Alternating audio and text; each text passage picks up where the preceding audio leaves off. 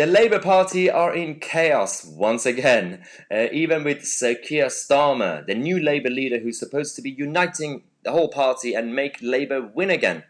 It's not doing too well. It's a bit of a chaotic situation with the split on the left, so we're going to talk about that. We're also going to talk about the Brexit transition period and free movement, because it's now ended. Let's start with Labour, because Keir Starmer he seems nicer in terms of rhetoric. He's not as crazy, but he has the same policies. Now, the hard left, the momentum side, are trying to find a way to get rid of him already. They had an internal election yesterday, and because these guys were the Corbynistas, pro-Jeremy Corbyn, with John McDonnell and everything. But now they're split. You got one side who are Corbynistas, the original crazies, and then you got a new side backed by John McDonnell, Jeremy Corbyn's best friend. Because they can't even get their act together.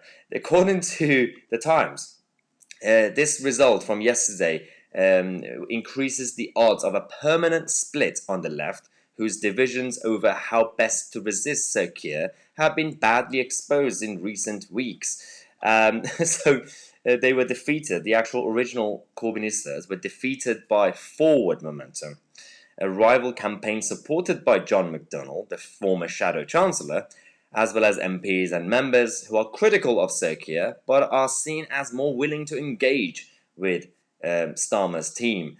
It's because John McDonnell wants to become leader, so he wants to play nicely instead of being kind of cray-cray like Jeremy Corbyn was.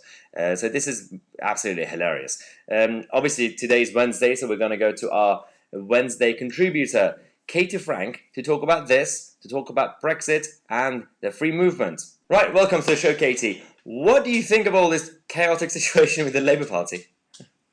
Well, I think we've seen that Labour has been in chaos for quite a considerable amount of time. However, where momentum are concerned specifically, there is even yet more chaos. We've seen a split in the far left of Labour now. I mean, make no mistake that the side of momentum that has won, because they're split into two factions, so you've got the Corbynistas and you've got John McDonnell's camp. But make no mistake, they are two sides of exactly the same coin. And although Corbyn is very much sort of your more revolutionary, tear the system down in theory, John McDonnell is the evolutionary, more pragmatic, but perhaps more dangerous to British democracy in terms of he is willing to adapt to the Labour Party in order to spread his ideas. We've seen classic partnerships such as, the fabled Blair and Brown partnership split up and divide the Labour Party before. So it's no real surprise, although I hope that Keir Starmer will not think that the likes of John McDonnell are his friend just because he is willing to work perhaps more pragmatically with the shadow opposition. So that is yet to be seen, how savvy Keir Starmer's political team are at keeping the momentum faction of John McDonnell at bay. Yeah, I mean, you're right. I mean, the difference between Corbyn and McDonnell is that Jeremy Corbyn is a student activist in the clothing of a politician. He's a campaigner. John McDonnell is an operator. He would implement the actual bad policies. And do you think, because recently Keir Starmer has been making a lot of U-turns, he was pro-BLM, he took the knee, and then he's made a U-turn now attacking them. Whether it's right or wrong, do you think this is the examples of why the hard left and even the moderates on the other side are seeing a bit of weakness in his leadership, even though we're still going through the honeymoon period, but they probably feel like he's probably not a winner. And so the far left are going to come after him from one side, and the moderates might at some point, not yet, a few years from now, be like, actually, we could get rid of him, right? Yes, so there are a few things to unpack in the situation. So in terms of Keir Starmer's U-turns, it is perhaps a good thing that he sees common sense and corrects his errors. That is always favourable in a politician. However, obviously you've got the weakness of the flip-flopping, and the far left of the Labour Party may play to that. But I'm not entirely sure that they are savvy enough politically to do that and have the general support behind them, even if they've got it in the Labour Party, which we've seen is now waning more and more. they don't have it in terms of the general public. This is why you've seen the likes of Keir Starmer backtrack on this matter, because they realise that going to the far left does not in fact win them votes. In terms of Keir Starmer as a leader as well, you've seen a Labour report recently come out and say that the change in leadership has not made a significant difference to Labour's election prospects. Now, that is quite damaging for a new leader, especially because you usually see at least somewhat of a new leadership bounce if a political party gets a new leader. So he is, in effect, very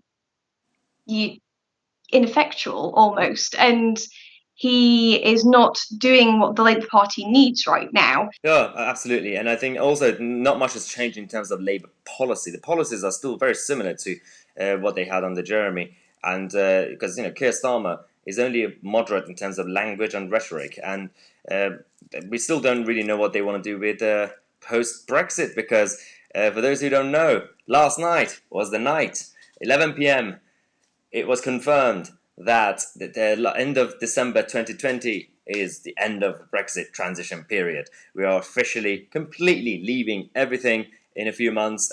What's your view on that? Are you happy? Yes, I'm very happy. I think that the British public will also be very happy. Perhaps not as happy as they would have been if Theresa May hadn't have taken so long in the first place with her shockingly bad deal. But it restores the British public's confidence in terms of Boris Johnson's leadership on the EU issue and bringing that back onto the table, especially in terms of free movement, for instance. Obviously, we have the sovereignty argument to do with the EU, but the vast majority of the general public will also have seen it as a free movement issue too, and that they don't want people coming over here who can be absolutely anybody.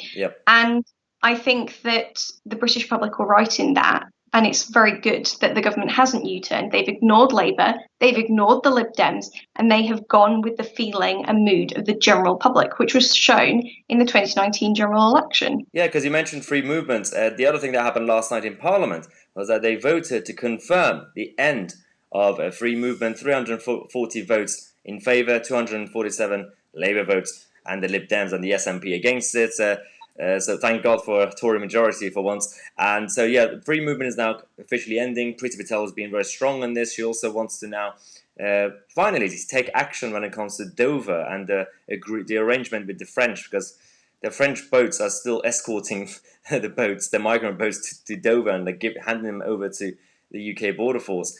I think this is going to be quite tough for the Home Office because it's too bureaucratic, but do you think that Priti Patel could also get that done, could get it sorted, basically? I think that Priti Patel has a job on her hands. She's probably one of the more competent ministers we currently have to deal with that job. I know she recently had a faux pas in the briefings with the government, for whatever reason you might want to say, but overall, she's actually a fairly savvy political operator and has made it her mission, similar to Michael Gove in the Department for Education when he came in, as in to clear out the decks of people in the department and make no bones about it that she is in charge of the department, because the responsibility rests with her. And we've seen clashes between her and some of the senior civil servants in the press over her leadership of the department. Now, how quickly she can get the civil service and officials to adapt to that change will depend on who her advisors are, how she plays that game in the actual department itself. So I think if anyone's going to do it, she will do it. And she is definitely very authoritarian when it comes to immigration policy, very anti-free movement immigration. She's very hot on security issues, which we've seen recently with the attack on the police and Black Lives Matter and the terrorist attacks, which have also happened as well. So she's somebody who is tough on crime in general and doesn't take a wishy-washy, namby-pamby approach by any stretch of the imagination. So I would say she's our only hope in politics at the moment. So if she can't do it, then it's definitely time to clear out the civil service. Yeah, that's a good point. If Priti can't do it, then no one else can at this point. But we'll have to wait and see how it goes, because we're now going through the period of draining the swamp, getting rid of all the top civil servants to it. There's another one leaving soon, which is the permanent secretary for the Justice, Ministry of Justice. So that's next. Let's see who's going to be the next victim of Dominic Cummings. Thanks again for coming on the show, Katie. Hopefully we'll see you next Wednesday. Any last few words?